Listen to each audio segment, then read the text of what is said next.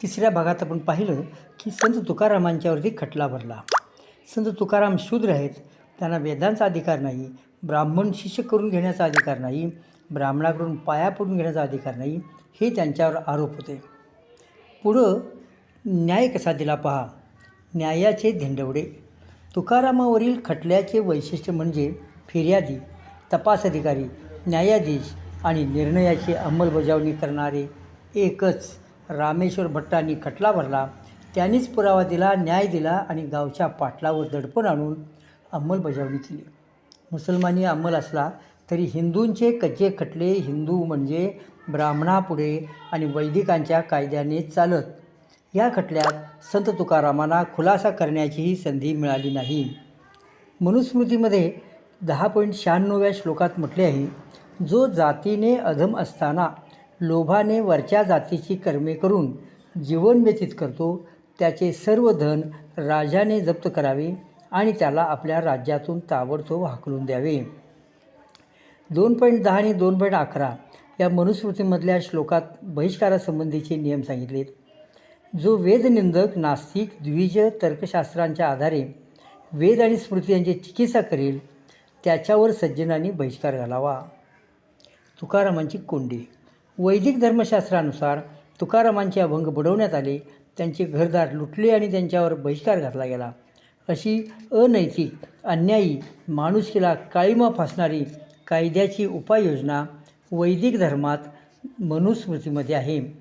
आपल्यावर गुदरलेल्या या प्रसंगाविषयी तुकाराम अभंगात म्हणतात, आता काय खावे, कोणीकडे जावे, गावात कुणाच्या बळावर राहावे, पाटील कोपला आहे, लोक कोपले आहेत, आता मला भीक तरी कोण घालेल. वैदिकांनी तुकारामांची पूर्ण कोंडी केली. त्यांना खावे काय, भीकही कोणी घालणार नाही अशी परिस्थिती आणली. ही परिस्थिती समाजात मानाने जगणाऱ्या, तालेवार, प्रतिष्ठित, प्रामाणिक, कष्ट करून जगणाऱ्या आणि हुशार, विद्वान अशा माणसावर आणली. त्याचे कारण तुकाराम शूद्र होते आणि वैदिकांची लबाडी उघड करत होते. उसळून उठले. रात्रीच्या अंधारात त्यांचे घर लुटले, दुकान लुटले, पण तुकाराम पुन्हा ताठ उभे राहिले. त्यांनी उपोषणाचे, सत्याग्रहाचे शस्त्र बाहेर काढले. इंद्रायणीच्या काठावर उपोषण आरंभले. ही बातमी परिसरात पसरली. तुकारामांनी ज्यांची कर्जे माफ केली होती, अडीअडचणीत मदत केली होती, ज्यांनी अभंग कानात साठवले होते, अशी सर्वसामान्य जनता बाहेर पडली. त्यांनी तुकारामाला पाठिंबा दिला. इंद्रायणीच्या वाळवंटात गर्दी जमली. तेही उपोषणाला बसले. तुकारामांच्या अभंगाने वाळवंट गरजू लागले. काही जणांनी त्यांचे अभंग पुन्हा लिहून काढले. लोक गंगेवर अभंग तरले. तेव्हा मात्र वैदिकांना माघार घ्यावी लागली. लोकांनीच बहिष्कार आणून पाडला. हाकलून देण्याची कुवत पाटलामध्ये राहिली नाही. 13 दिवसांनी लोकांनी त्यांना पुन्हा त्यांच्या घरी आणले, वैकुंठाला पाठवले. तुकारामांना त्रास दिला, त्यांचा छळ केला, मारहाण केली, खटला भरला, न्यायाचे नाटक करून बहिष्कार टाकला, अभंग बुडवले. धर्माने सांगितलेला सर्व त्रास देऊन झाला तरी ते ऐकत नाहीत. अभंग करतायत, कीर्तन करतायत, लोकांना जागृत करतायत. मग करायचं काय? यापूर्वीसुद्धा वैदिकापुढे अशा समस्या उभ्या राहिल्या होत्या. त्यावर त्यांच्याकडे उपाय होता. वैदिक धर्माच्या विरोधात अभंग केले, प्रचार केला. त्या नामदेवांच्या कुटुंबात 14 जण होते, ते एकाच वेळी नाहीसे झाले. संस्कृतमधील ज्ञान मराठीत आणणारे ज्ञानेश्वर त्यांनी 21व्या वर्षी समाधी घेतली. त्यांच्या भावंडांनीही वर्षभरात समाध्या घेतल्या. इतर संतांचेही असेच गूढ मृत्यू झाले. त्यापूर्वी जातीभेद चुकीचे आहेत म्हणणाऱ्या चक्रधरांना प्राण गमवावे लागले. वैदिकांनी आपला ठेवणीतला उपाय काढला. संत तुकारामांना न्यायला विमान आले. ते केवळ रामेश्वर भट्टांनाच दिसले आणि कोणालाही न सांगता संत तुकाराम वैकुंठाला गेले. 2 दिवसांनी त्यांची गोधडी आणि टाळ परत पाठवले. विमानाच्या कथेवर विश्वास बसावा म्हणून तुकारामांनी वैकुंठाला गेल्यावरही अभंग लिहून पाठवले, पत्र पाठवले. दुसऱ्या दिवशी जिजाई आपल्या कच्च्या बच्चांना घेऊन माहेरी निघून गेली. धाकटा भाऊ कान्होबा गाव सोडून सहकुटुंब सासूरवाडीला गेला. तुकारामांची जमीन मंबाजीने लाटली. मनुस्मृतीमध्ये ब्राह्मणांनी जमीन लाटण्यासंबंधीसुद्धा नियम आहे. 8.37 आणि 8.38मध्ये. छत्रपती शिवरायांनी याच काळात स्वराज्याचा पाया घातला होता. ही केवळ सुरुवात होती. अशा काळात संत तुकारामांना वैकुंठाला पाठवले. पण शिवरायांचे राज्य स्थिर झाले. त्यांचा राज्याभिषेकाचा काळ आला तेव्हा तुकारामांची मुले पुन्हा देहूला परतली. त्यांनी आपला जमीन जुमला परत घेतला. आता त्यांच्या जीवाचा धोका टळला होता. 20व्या वर्षी सावकारीने मिळणाऱ्या धनावर पाणी सोडून वैदिकाशी 2 हात करणाऱ्या जगद्गुरू तुकारामांची कथा. पण ही कथा इथे संपली नाही.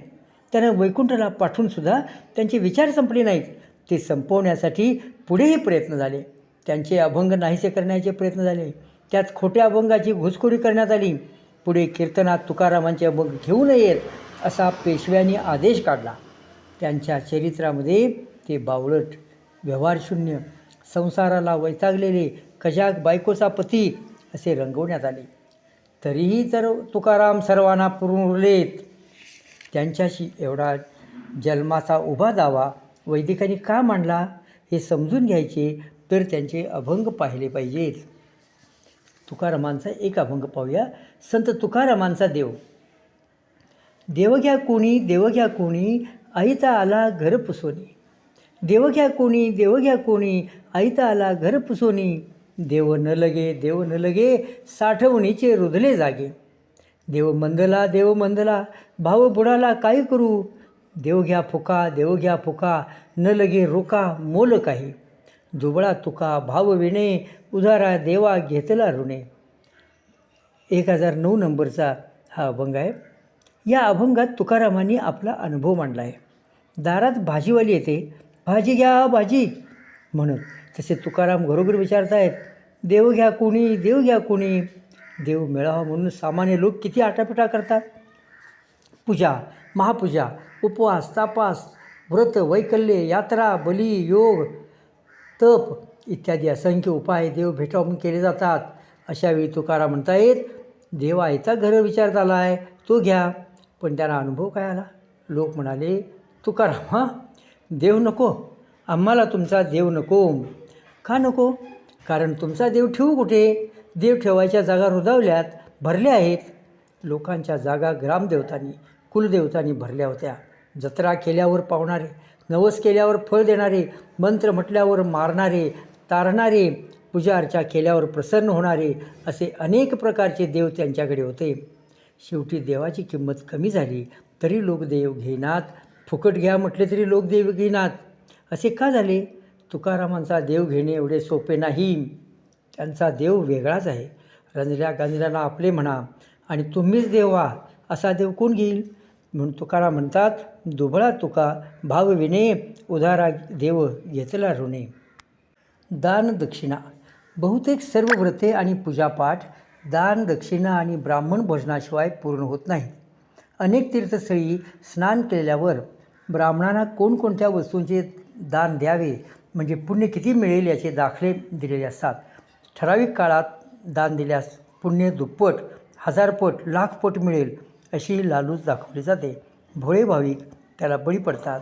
अशा लुबाडणुकीला तुकारामांनी विरोध केला आहे. नवस. देवाने आपल्याला मनाजोग्या गोष्टी द्याव्यात म्हणजे आपणही देवाला काही गोष्टी देणार आहोत असा करार म्हणजे नवस. काही देवालये खास नवसाला पावणारी म्हणून प्रसिद्ध आहेत. काही विशिष्ट प्रकारच्या नवसाला पावतात. देवालयात घंटा बांधणे, झाडावर खिळे मारणे, पताका अर्पण करणे, सोन्याचा पाळणा, सोन्याचा मुकुट अर्पण करणे, अनवाणी परिक्रमा करणे, दंडवत घालत देवळात येणे, कोंबडा किंवा बकरे बळी देणे असे अनेक नवस बोलले जातात. नवस करण्यावर तुकारामांनी कित्येक अभंग केले आहेत. अत्यंत सोप्या भाषेत ते मुद्दा पटवून देतात. उदाहरण व्यवहारातले घेतात. एका अभंगात ते म्हणतात, नवसे कन्या पुत्र होती तरी का करणे लागे पती. नवसाने जर मुले होत असतील तर पतीचे काय काम असा रोकडा सवाल त्यांनी उभा केलेला आहे. तीर्थाटन. या तीर्थक्षेत्राला भेट द्या म्हणजे आपण पापमुक्त व्हाल अशी जाहिरात केली जाते. आपल्या हातून कधीतरी कसले तरी पाप झाले असेल अशी टोचणी लागली असते. पापांची यादी मोठी असल्याने पापातून मुक्त व्हावे म्हणजे स्वर्गाची जागा मुकरर करता येईल असा विचार असतो. पापमुक्त झालो नाही तर स्वर्गाऐवजी नरकात जाऊन पाप फेडावे लागते अशी भीती लहानपणापासून घातलेली असते. याचा फायदा तीर्थक्षेत्राचे महत्त्व सांगणारे घेतात. काही तीर्थक्षेत्रांनी स्थल महात्म्य सांगणारे ग्रंथ तयार केले असून त्या ठिकाणी कोणकोणती पापे फेटण्याची सोय आहे याची वर्णने केली आहेत. एकाच वेळी एकापेक्षा जास्त पापे धुण्याच्या स्कीमसुद्धा आहेत. अर्थात त्या तीर्थस्थानी स्नान करून शुचिर्भूत होताना ब्राह्मण भोजन आणि दानदक्षिणा या आवश्यक अटी आहेत. अशा पापविसर्जन करणाऱ्यासाठी संत तुकाराम म्हणतात, तीर्थी धोंडा पाणी देव रोकडा सज्जनी. देव शोधण्यासाठी तीर्थी फिरत बसू नका. देव सज्जनात असतो. तीर्थामध्ये फक्त दगड आणि पाणी असते. नुसत्या स्नानाने माणूस शुद्ध झाला असता तर जलचर, सुसरी आणि कावळे सर्वात शुद्ध बनले असते, असेही ते सांगतात. पुढे त्यांनी उपवास, जप, समता याबद्दलही बोललेले आहेत. चमत्कार मोक्षावर बोललेले आहेत. ते आपण पुढच्या म्हणजे 5व्या भागामध्ये पाहूया. धन्यवाद.